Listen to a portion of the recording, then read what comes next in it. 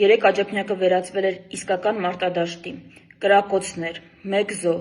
6 վիրավոր, որոնցից 3-ի վիճակը ծայրահեղ ծանր։ Եվ սա այն պատկերն է, որը մենք պարբերաբար տեսնում ենք Երևանի փողոցներում, սա ամենևին առաջնագծի պատկեր չէ, սա Երևանի սովորական բակերից մեկի պատկերն է։ Ընդհանուր առմամբ վերջին 8 տարում հանցավորությունների աճի տեմպերը Հայաստանում պարզապես սարսափեցնող են։ Մի քանի թվեր, որպեսզի պատկերացնենք։ Այսպիսով,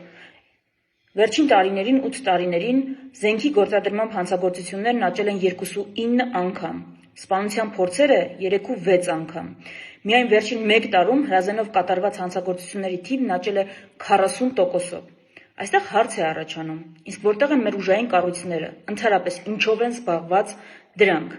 Պատասխանը շատ պարզ է, նրանք զբաղված են իրենց համար շատ ավելի կարևոր գործերով, նրանք զբաղված են քաղաքացիներին հետապնդելով, զբաղված են սրբազաններին կալանավորելով, գաղտնալսելով, նրանք զբաղված են ընդդիմախոսներին լռեցնելով, եւ մինչ այս ուժային բոլոր կառույցները զբաղված են իրենց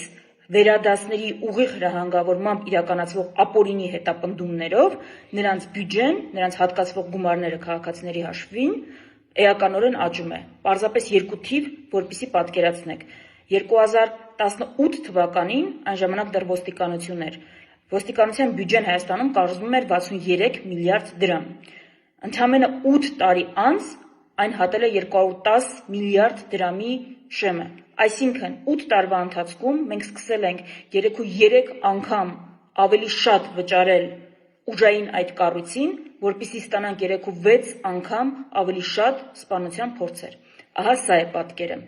Այսինքն, մինչև իշխանությունները քաղաքացիների հարկերից գոյացած միջոցների հսկայական մաս ուղղում են զուտ իրենց ու իրենց մերձավորների անվտանգության ապահովմանը, քաղաքացիների ճակատագիրը մնացած է բախտի քմահաճույքին։ Հայաստանում այսօր գերպաշտպանված է իշխանական վերին բուրգը, իսկ մյուս քաղաքացիների անվտանգության եւ խոշոր հաշվով մնացած բոլոր հարցերը թողնված են բախտի քմահաճույքին։